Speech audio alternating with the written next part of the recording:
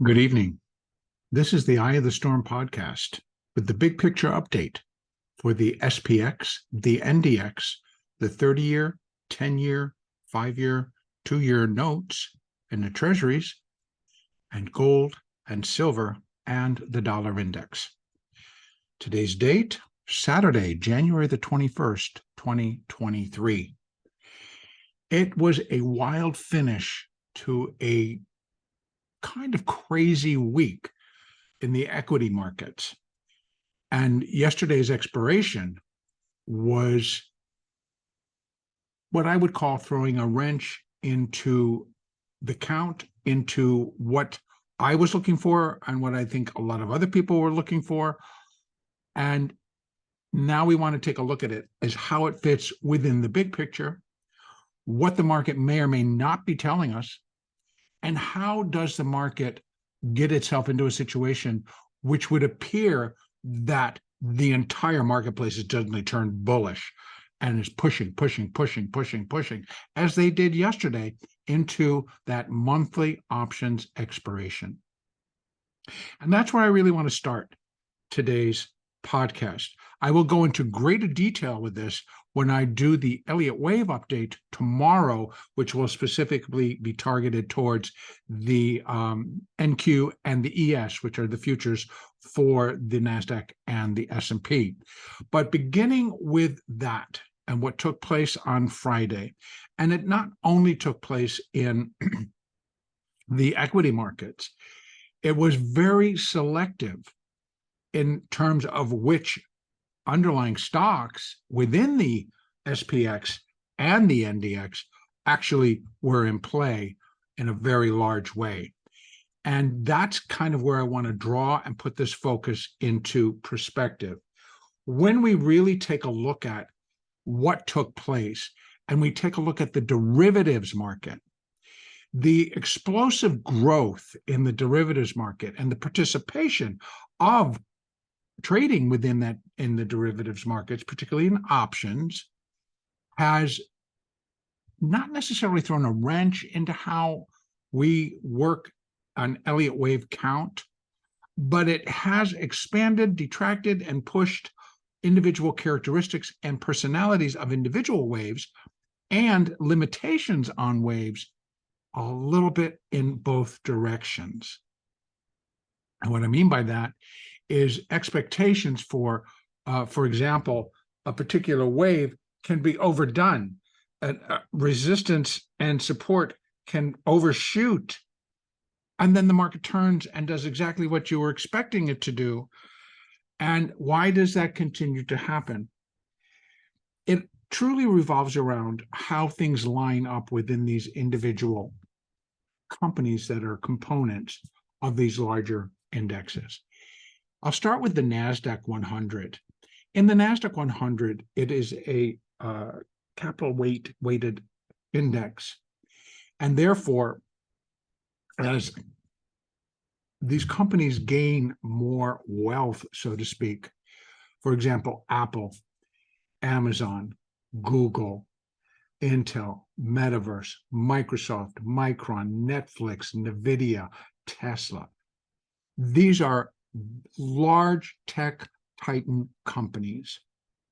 And Tesla, maybe not, but Tesla is just a very large, considered, and a very heavily traded stock and options. And their weighting in these indexes, because of the value of the companies, has produced some wild swings. If there is any time when we're seeing that a market, particularly in one of these stocks, is being pushed towards a strike price, it is not necessarily revealing to us that the market or the players are becoming more bullish or bearish on a particular stock. It does tell us where the bigger players want to either squeeze or put this market so the expiration reflects what they need to get out of. Now, that might be considered whatever, conspiracy, I don't, it doesn't make any difference. I just see it happen time again, time again, time again, and time again. We saw it happen at the end of the year in the SPX, and that revolved around 38.50, or I believe many minute 38.75. One of those strikes had a very large short position, and I had heard that the short position was being held by JP Morgan. Now, whether or not that's the truth or who cares what it was being held with, it was also collared. So in other words, it's a collared in terms of risk up and down by large positions in the puts.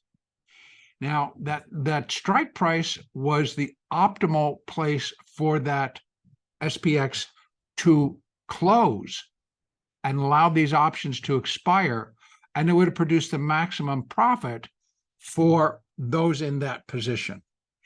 Now, as the market got close and near that, those that were watching saw that there was a very large shift in the calls, and that shift was getting out of the position, leaving the collar, which would have been, I believe it turned out to be a butterfly, in the puts. Now, how this happens or why it happens is not as important as what occurs as we approach those expiration days. Now, we have expirations basically within the SPX and the ES every day, Monday through Friday. Fridays are weekly. Then we have a Friday where it'll be the monthly expiration. So once a month, the third Friday of every month, the monthly expirations expire. Then we have quarterly, then we, et cetera, et cetera. So it has been built where volatility gets worked towards those positions and ceases to really reflect what the volatility is in the market, which can become confusing for traders. But here, if we're dealing just with these particular companies, they revolve around a strike price. And we can see through open interest and volumes where the bulk of these things are trading. Now, bring in the next phase, the next step. And that's going to be that we have very, very large firms that run algorithms. Everything is quantitative now. We know that. And so therefore, there are algorithms or quantitative trading that the algorithms scour, search all the different stocks, and they are looking for premium. So when trading options, it's going to be more prudent for traders to take advantage of premium. And premium can get pretty high when the market of an individual company or an index starts to really move substantially, one direction or the other. So again, if it's really zipping to the upside, the premium is going to be in the calls, where it gives people the right to purchase the underlying at a given price. And if the demand is to do that because everybody wants to get long this particular underlying, well, so the premium will rise. But if the perception is that we're looking towards a downside move, then we're going to see the premium shift and they're going to start paying up to get the put, which gives the holder the right to sell the underlying on or before the expiration date. So here we are coming into yesterday's monthly expiration. And when we took a look, or when I took a look, and I mentioned this for those that actually listen to the daily updates, I mentioned this on Thursday with terms to Apple, Amazon, Google, Meta, Microsoft, Tesla, and actually Netflix, because it came out with its earnings and the market loved them. The market absolutely loved them. So that gave a boost already to expectations of what the markets were going to do on Friday, particularly the NASDAQ, because we saw that they started to come in and buy Tesla and buy Apple. Why? Well, because of Netflix. So the gamma squeeze or the short squeeze or whatever you want to call it starts. Now, the reason I'm detailing this now is because so many of us continue to function on the bulls and the bears. And really, when you break it down, folks, when we're talking about the individual traders inside of these individual components of the indexes, there's nothing bullish or bearish about the trade. It's pure premium trade. It's a premium trade. And in essence, if you really pay attention, if a large firm is selling somebody a bunch of calls because they're capturing the premium, they're turning around and at the same time, at the same second that the sell order is filled, they're buying the underlying. Now, if they're just doing this on a delta neutral basis, and to say, for example, in Apple, it was the 140 call, and at the time it was building, Apple was not trading at 138. Apple was likely trading at 134 or 135. These positions start to build. They start taking out the premium. They're buying the underlying. And if they're doing a delta neutral, they're not buying it one-to-one with that option.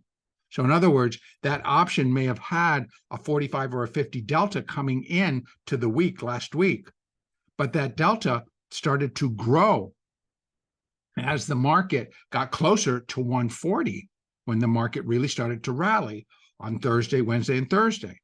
So that puts on what we would then call a gamma squeeze. So if you understand these Greeks and how they are used and what they represent, you're going to get a better understanding of what's happening in what we would call a short squeeze, or just a squeeze. They're squeezing the bulls, they're squeezing the bears, et cetera, et cetera. But understand that these positions are often being put on, excuse me, without a directional bias, because they're hedged immediately. And if they're hedged one-to-one, in other words, not delta neutral, but you buy one call, you buy or sell 100 shares of stock, that's a done deal. That's a done trade. Your purchase is that price that you just paid for the option at that strike, and you're selling, you're covering that position. It's hedged. It's hedged. And there are ways to actually now put on the other side, right? Because if you learn options, every call is a put and every put is a call. I don't want to take the time right now to go into that explanation, but understand that when you're buying the call, if you don't sell the stock, you're also buying the put. So again, if we look at it the way it's actually happening, then we're not going to get caught up in the markets being bullish or the markets being bearish. We're going to begin to realize what is going on. And it isn't that everyone is changing their mind from Thursday, when we saw Wednesday and Thursday, where we saw the markets decline, the equity markets very substantially. Then suddenly Thursday, they just do a massive rally. And here's the other very important point to add to what took place on Friday: the volumes. There was this very strong absence of sellers at any level in these futures markets, which was very clearly pointing towards the same folks that have these large positions are pushing because they're closing those positions versus trying to balance it out with selling. And so they didn't need to create another short. So they didn't. And the market just went up. Basically, in the absence of selling, it was free for all. And if you needed futures, you got stuck, because the trade could have been totaled by what took place in the futures market or what took place in the underlying of the stock. Now, I'm telling you this because what I attempt to do, I'm an ex-market maker, an options market maker. I fully understand being bullish or bearish or directional in a market, because that's really basically how I built my positions. But in today's markets, because there are so many derivatives and they are so massively traded, directionally can get interrupted. by an expiration and what needs to be done for that expiration. It doesn't necessarily change the overall picture. Now, bear that in mind as I begin to talk about the SPX and the NDX and move on with this big picture update. The other market that actually was extremely volatile last week against its counterparts was the 30-year bond. It was extremely volatile, up and down and every which way, as it prepared for its expiration on Friday. When I took it in comparison to the 10-year note or the 5-year note, the 30 moved much faster and much broader in a range than the others. So the closest comparison I could make would be the 10-year note. And you'll see that the yield of the bond, 30-year, shifted around a lot more and ended in a much different range than where the others ended up closing on the week, basically unchanged from the prior week. Okay, big picture update.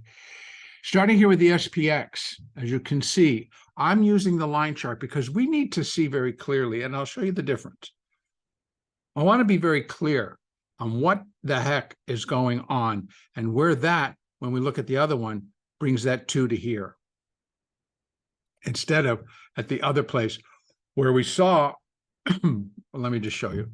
Here we have a high at 41, almost 41.01. Here we have a high at 41.51. So basically it's flat, but it slightly broke it. Now, when I move it down to a line chart, which again, in case you're wondering, a line chart's going to be on a closed basis. So where the bars close is going to be what will produce the chart. If I put it on a closed basis, we can see that the market topped there at 40.80, even though there was a surge that took it up an additional 20 points. The close brought it back down into this level. Now, intraday Fibonacci's, yes, I want to see that extreme high. I want to see the extreme low. I want to see the extremes that a candle will do, because it's going to help my day trading. But in terms of working in Elliott on a daily, what's the chart telling us? I use the line chart when it looks confusing. So again, here we're in that primary C wave down. We have completed waves, intermediate waves 1 and 2. And I take a look here again at wave 1 finishing here, not here, but here in mid-October. Then what do we have is a 5-wave sequence up for wave A, a decline, which was wave B, and then another 5-wave sequence up for wave C to complete wave 2.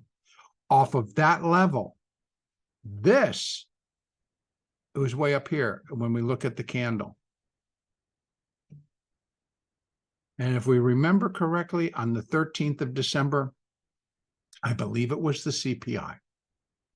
Whoop, and then down, whoop, and then way down. So I took out that extreme. Now what's it look like? 1, 2, 3, 4, 5. If I can get 5 waves down, I label it minor wave 1 of intermediate wave 3. Now I've taken it all off, but I want to show it. And then what do I have here? A, B, or actually A, B, C, minor wave 2. Now, granted, on a daily chart, it's a little bit more difficult because we can't see any of the internals. It just ended up down. But if I'm going to put minute wave 1, this still can be minute wave 2. In fact, the market can, on a closed basis, pop above 4,000 or get up to 4,000, because what the rule states is that a wave 2 cannot exceed the starting point for wave 1. And on a closed basis, that's going to be 4,003 or almost 4,004. When I take it over to the candle chart, it doesn't give me a whole lot more, but what I have is 4,018.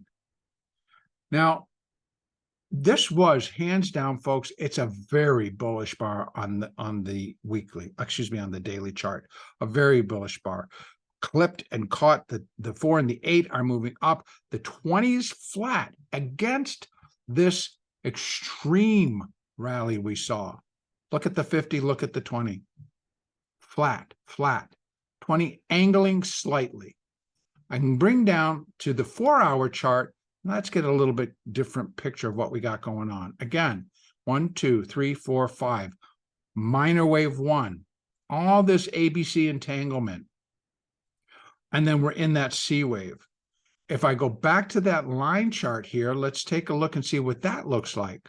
Here again, we show that very difficult ABC x ABC, and now here's the C wave. Even if we're doing it, even if we're here, and we've got to declare that low here, or 1, 2, and they got a 1, 2, 1, 2, 3, 4, 5, or 3, 4, 5. We could be in. Now, here's the kick. If I look at the line chart on the 4-hour, we do have the possibility. We do have the possibility where we're counting up in that C wave, we could be done with it and put the minor 2 there, or we may still have one more new high to make. Now, again, going over, this is basis the cash market. So going over here, if I'm going to put the minor 1 here, A, B, C, is that A? A, B, C, is that B? Or is this A, you know, it's a difficult count, even in the cash, as to what essentially it did. So let me go down to the hourly chart now and just let's take a peek on what's inside, and that's going to be all over here. There's our low for minor wave 1. Pretty sure that's going to be our low for minor wave. Let me just check that date. And that's going to be on December the 22nd. Let me go back over to the 4-hour, and let's go back to see what we have. And that's on December the 22nd. So yes, that low is what I'm going to be working off of to figure out where are we. So right there, back there, we're on that low. And here we have, is it? Sorry, I just want to be correct on this. Let me go back over. And this low is 61, and this low is 76, and 64. Yeah, okay, it is. Thank you for bearing with me, because I like to be exact. So now we're trying to count out an ABC up.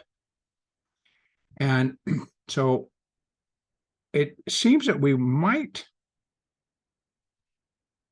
have it up to here, and then we have a corrective down at X, and then an A and a B, and now we're in. But even if I don't do it that way, even if I'm considering this A and this ABCB with a slight irregular on that, I'm not sure what happened on the 3rd, just the start of the new year. We had some reason to just pop this thing as it did, and then it collapsed at the same time. So I could, again, if I bring it over and I take a look at the line chart, there you go. A, B, C, A, B. Now we're into that start of the C wave. So it ends up here, if I'm looking at it, not necessarily this double or triple ABC as it was presenting itself on the candlestick chart. So if I take all the extremes out of the market, I can get an ABC A, B, 1, 2, 3, 4. Well, this is going to be tough, because you're going to try to get 1, 2, 3, 4, 5, 1, 2, and that doesn't work. So if this is 1, this is 2, this has to be 3, and this is 4, and this is 5. That still is the way that I am counting it. So again, A, B, C, X, A, B, and now we're in that C wave. So it is a double. A, B, C, X, A, B, 1, 2, 3, 4, Now, there are some that might consider that this, what is that then, is a 4? That would have to turn into, and I did try to work this out, an expanding diagonal for wave C. Possible? Yes. But we would be looking at it being still a 1, 2, 3, 4, 5, and there would have to be 1, 2, 3, this would have to be 4, and I just don't see the diagonal portion of it, which tends to keep me at my previous count. Minor wave 2 done. 1, 2. Now, what happens if we do go up? Well, we can go. Remember that Elliott observed and left us with that wonderful guideline that wave 2 can retrace nearly 100% of wave 1. Very often, the personality or the characteristics of a second wave is the next. It's the last opportunity to buy off the low of what they're considering that to be. For whatever reason, now people want a place on that. They'll come up with a reason as to why we should continue, and we may. The Nasdaq's in a little bit different position. The Nasdaq could go up and just push itself above that previous high, not necessarily against the minor wave 2 high, excuse me, the intermediate wave 2 high, but against the minor, they could, which would change this minor 2. This is the minor 2 high, and it would change that. Let me just go back and make sure that I'm not talking off the top of my head. Right. This would be minor 1, minor 2. So the minor 2 high is the one that could shift. And that would be, we just need to allow for a larger move here. In fact, it could be 1, 2, and this is all 1, 2, 3. And this is within this third wave. And then the third wave actually ends here, and that's the 4, or the third wave ends here, and that's the 4. It can be very complicated. I'm not sure yet. I have to let the market tell me, and the market threw us a curveball on Friday. So this is just a difficulty. And again, just to add to the trading side of it, this is precisely why, because of the nature of algorithmic trading, one of the effects that I've seen is these sudden shifts in direction and just going solidly in one direction on an expiration. Now, that interrupts if you were having downside trades on. It just absolutely destroys them, and you're going to have to decide, what do I do? Do I get out? Do I not get out? Do I reverse? Do I not reverse? If you're trading long term, if you're putting on a position based on a long-term count, this one, intermediate wave 2 in its place, then you have to be okay with these jimmies around. If you're playing this play down, then yes. But here's my answer to how people need to make decisions. I set a set of rules. The rules are, the first one, what's your trigger for the trade? So what's your entry? So what's your trigger? So that's the reason that you're going to get in that entry, you're going to get in this trade. So what's going to trigger and where that entry price is? Second, what is the goal of the trade? So that's going to produce your exit. What are you looking to make on the trade? What are you thinking it's going to do? If you're in because it broke one moving average, you're looking to move to the next moving average, or you're looking for a wave 3, and this is its starting point, and you've got an estimate as to where it's going to complete. You can then figure where your exit is. But the most important is, and this is the one that people don't put into the market or just glaze over or allow the market to walk over it. You must determine where that trade becomes invalidated because what you have it on for is not happening. That's your stop. And people have a tendency, or traders have a tendency, not to honor the third part. And when that happens, what normally can take over, now you're getting angry because the trade's going against you. Now you're kind of getting upset. You're losing money. And now you're going to, it's a natural tendency to go like, oh, that, the Elliott wave doesn't work. This doesn't work. That doesn't work. It's like, well, that's just disrupting you because you're still in the trade. If you trade with a solid mindset, you're going to have your entry, your target, and your exit already planned. And the stop has to be unmovable. That's how you protect your capital, how you protect your trade, how you keep your mindset in place. But the volatility and the moves, folks, is what I decided that was going to be much better for me to trade day trading. I continually tell you that I do not take a directional bias. I'm not bullish. I'm not bearish. Go ahead, market, do whatever you want. But I will talk about the Elliott wave. And again, when I'm presenting this big picture update, that yes, we were waiting for the completion of the intermediate wave 2. We were waiting for the completion of the minor wave 2.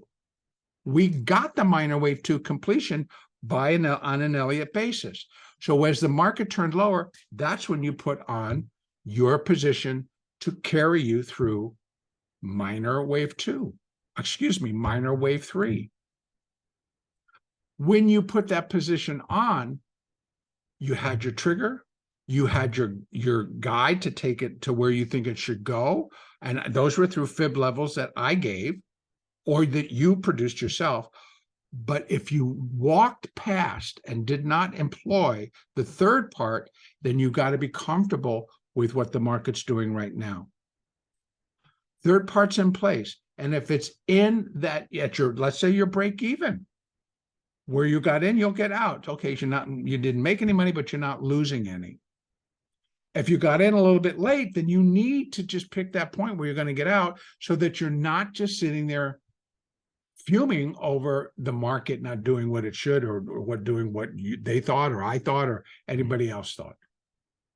So honoring your own trading rules is going to be vital for us to get through what quantitative trading and algorithmic trading has produced in expanding, decreasing, realigning some of the rules and some of the guidelines that Elliott provides. Now, that doesn't mean that Elliott does not work.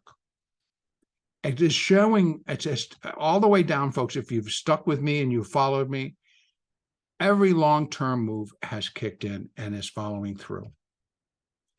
We can't get hung up on this if you're trading longer term. If you were day trading there, yes, you needed to make your adjustments.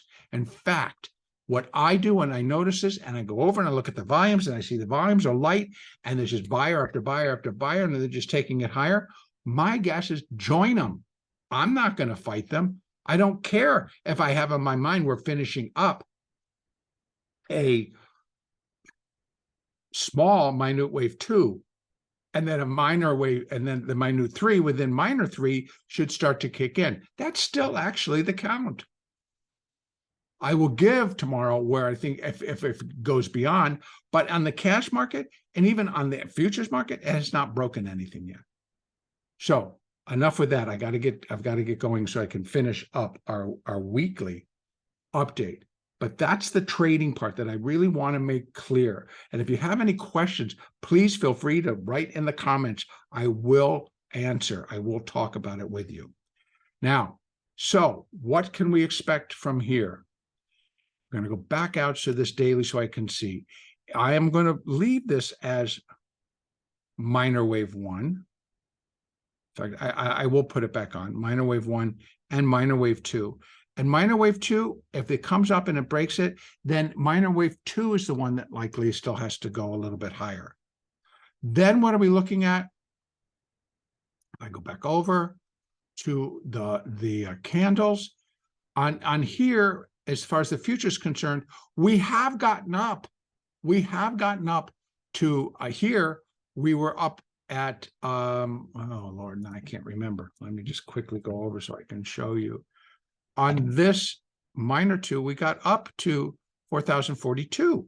And that was a resistance area. So again, what now? I'm putting it together for tomorrow's update. But if I'd marked that, and this is 1 and this is 2, what the change might be is that was actually 3 at there, and this is 4, and now we're still going to go up and go a little bit higher than 40.43 up to that 40.60 area-ish. But where we can't go up above, that's what we can't go above, 41.80 if I'm using the candle. So same deal if I come over here. Where can't it go above? That's where it can't go above. If it's still within the minor 2, it can't go above 41.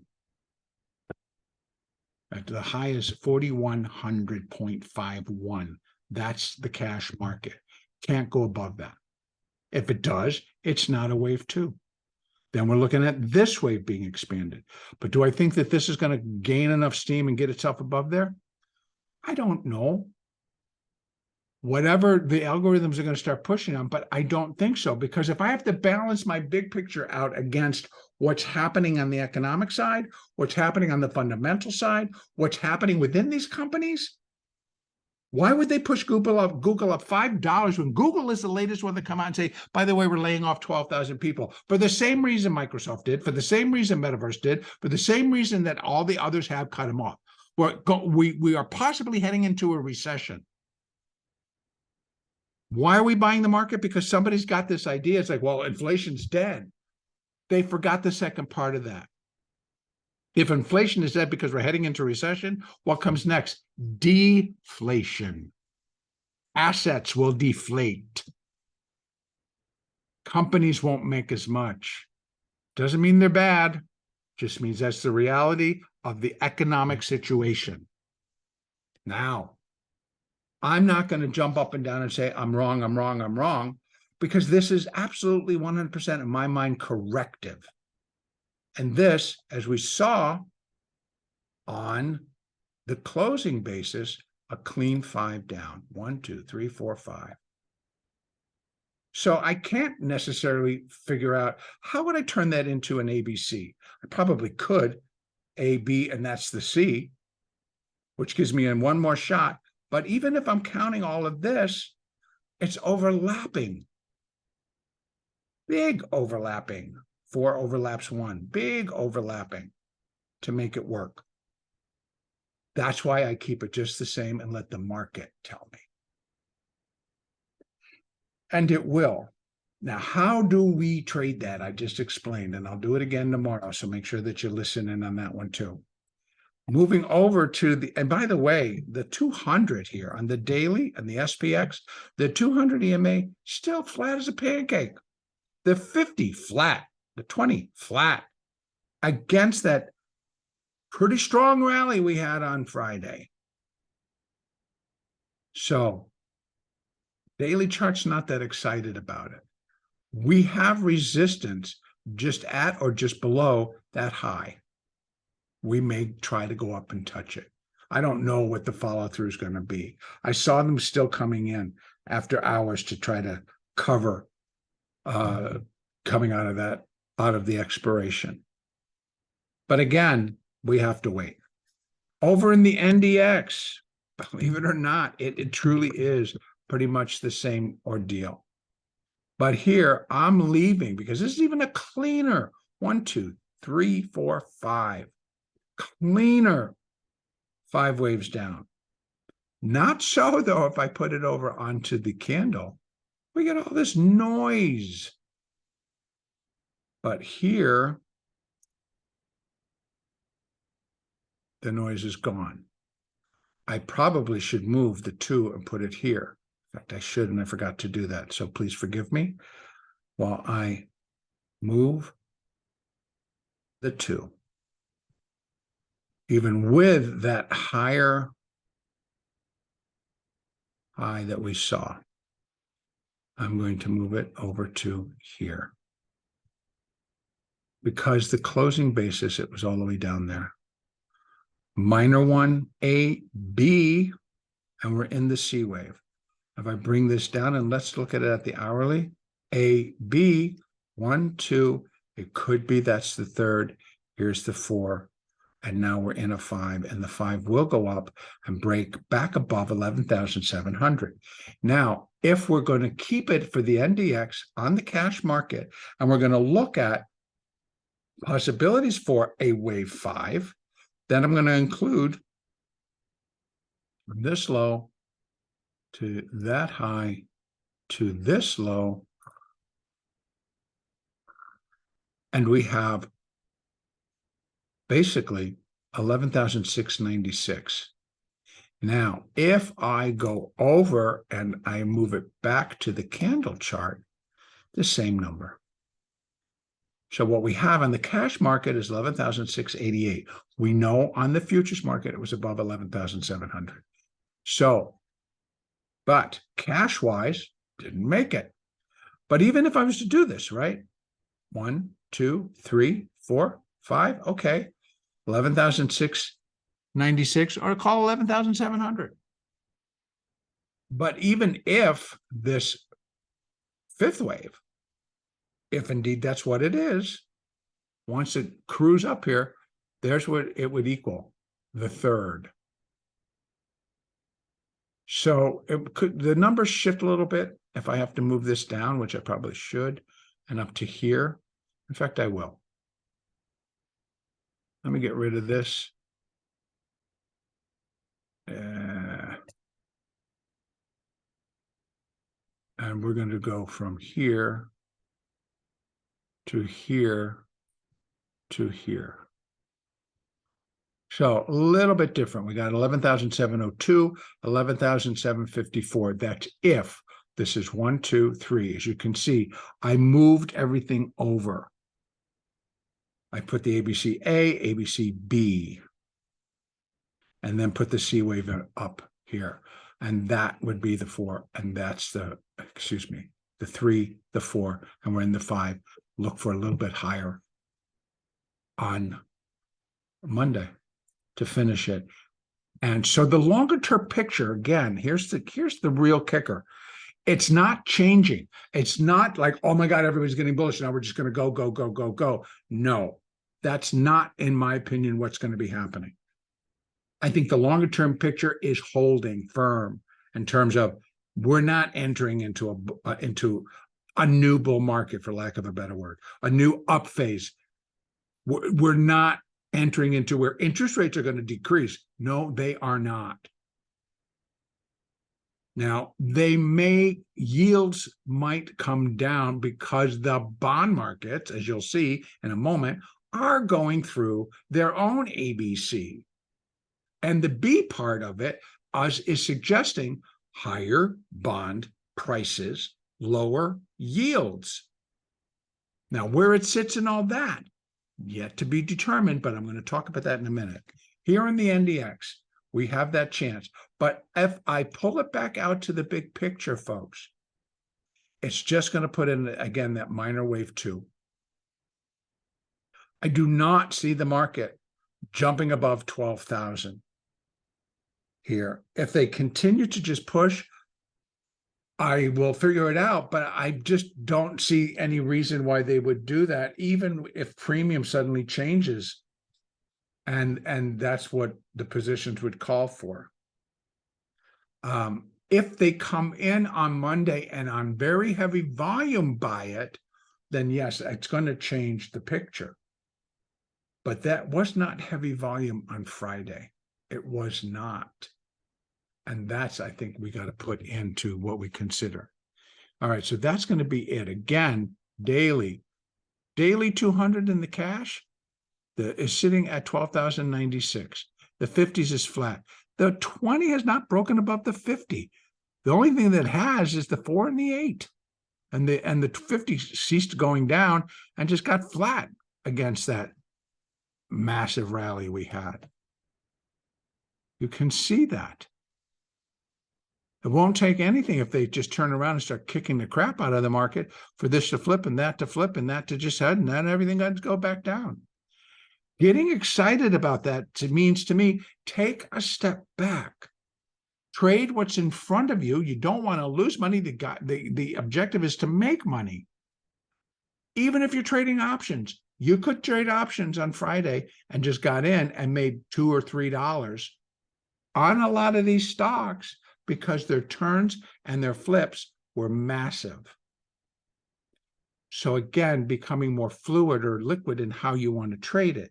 Now, if you're a swing trader, yes, you got to jump in and make some changes. If you're a long-term position trader, don't necessarily have to change your position. In fact, you might want to add to it. The longer-term prognosis is continues that we should continue to drop down. So if you're trading it to that, I don't see why you'd want to change it. Flipping over quickly, let's go to the bonds. In the bond market, we are continuing to do an ABC up. This was the first initial 5 waves down.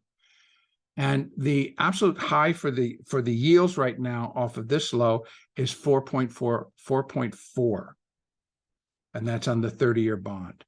Now, let me go back out and I can show you, if we go here, you can see on the 20th, we actually went up a little bit week over week, and we closed at 3.66% on Friday, but it was very, very volatile. So I think what we're doing on the 30-year bond is, again, if this was the end of 5 and this is like 1, 2, 3, this could have been a 4, or this is ABC and this is all a B, or this is just the A of B, this is the B of B, and we come swinging back down before we actually go up, because I'm still expecting another leg up to complete the larger ABC, which has been in force for quite some time. And let me just go to the weekly chart and we can see it clearly. Oh, come on, damn it. Sorry, I know I'm trying to rush and it's not going to work. So what we got going on, first 5 down, here we got the A, that could be the A, B, and we swing back down again. If I take it over to here, you're going to see what that volatility did. If I take the volatility out, you're going to see that it basically still could be the A wave, could be the A of B, the B of B, and we do turn lower, following through on what we started to back off on Friday.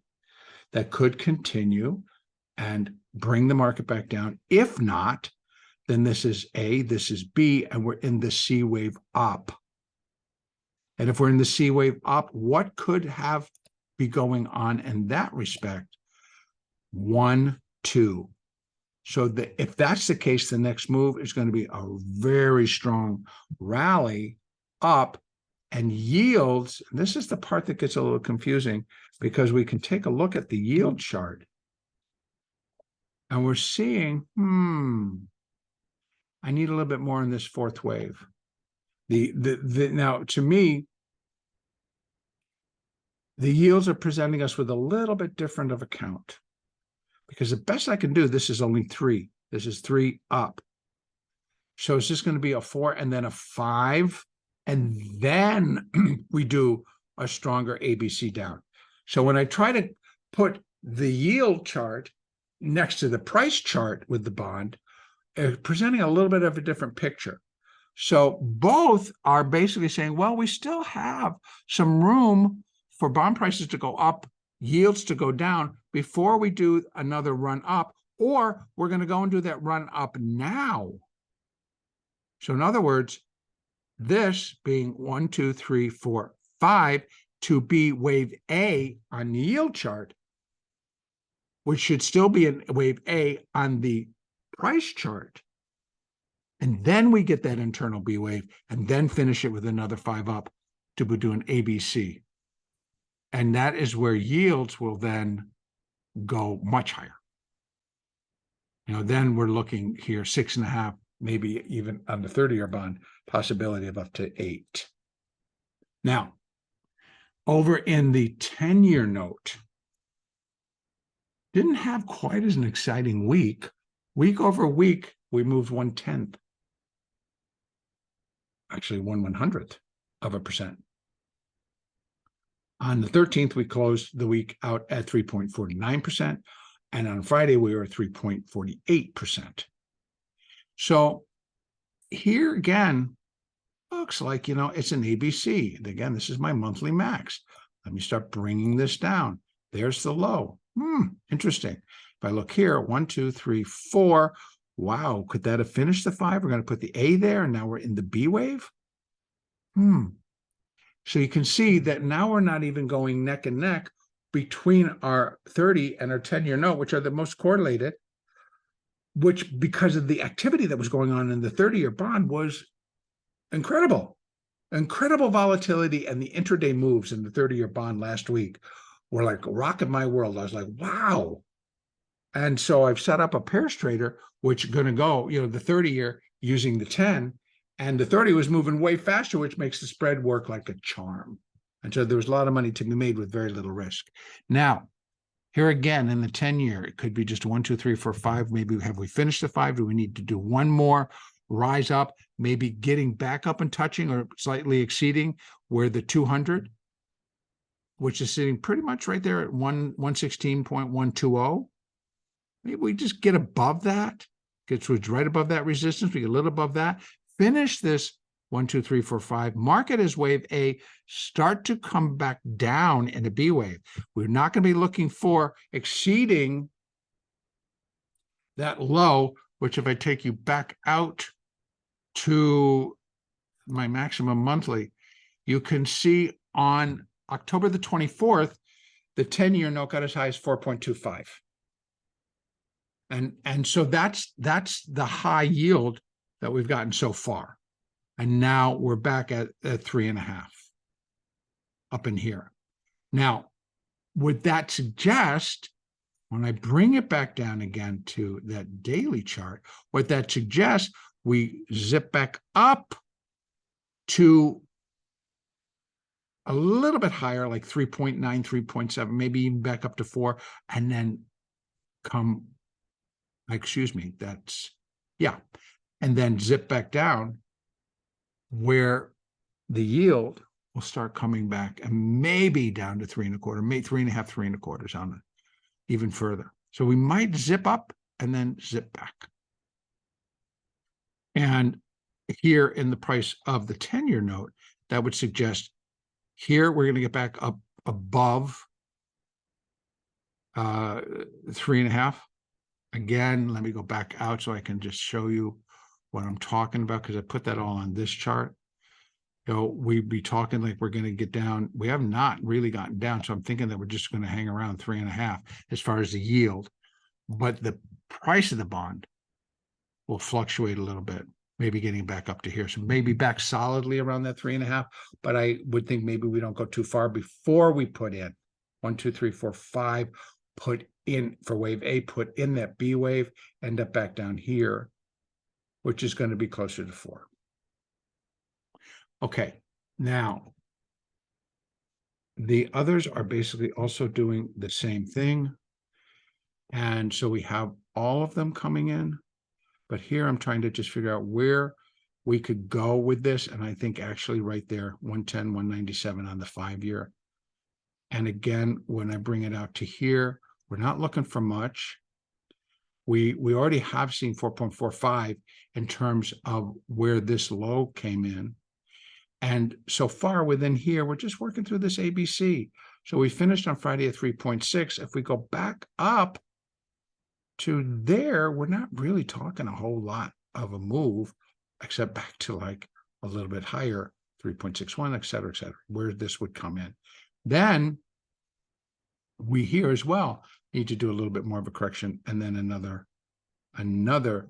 as far as this is concerned, this finishes, and then we nosedive back down, putting in another large drop. But the 5-year is going to get, it's going to get funky. So I'm not sure what you're playing on these, but here, this is also good. If we continue to rise up a little bit, we might get back up towards 420 down and downside. But I think that in terms of the price, as we start to head higher, we will get back towards maybe 3.75, maybe 3.8. I'm not sure. I'd have to really look at some rates, but that's the 2-year. And I expect the 2-year to continue to climb. Now, over in gold, let me get over this, because I'm going to have to kind of pick it up a little bit, because I am going to be doing a particular podcast right after this one with my friend Dan Ascani, who is a master in gold and also one of my teachers of Elliott Wave. And we're going to be going over gold in a deflationary economy today.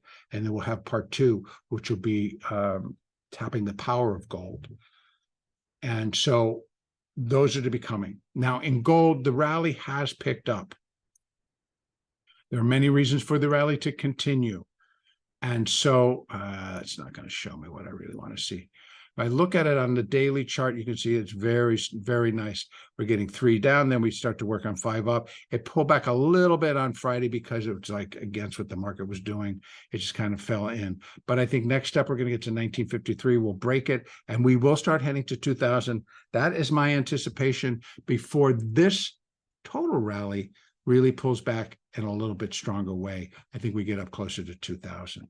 Silver, the laggard out of the whole picture, truly is, continues to be. We're just jamming back and forth in a tight range.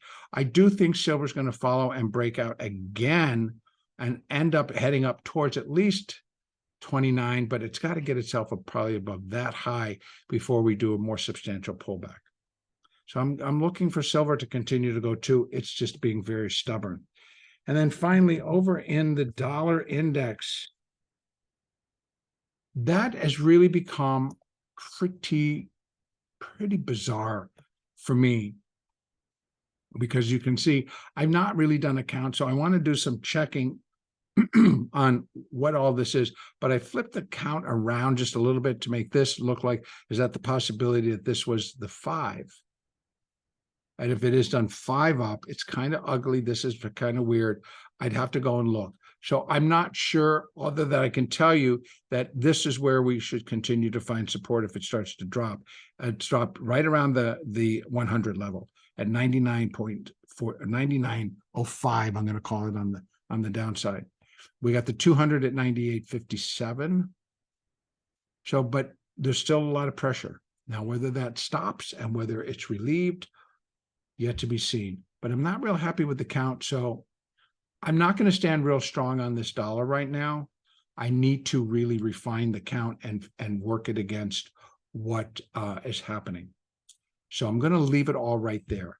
More important today, I wanted to really discuss the equity markets and how we're trading them and what we need to kind of maybe make adjustments to.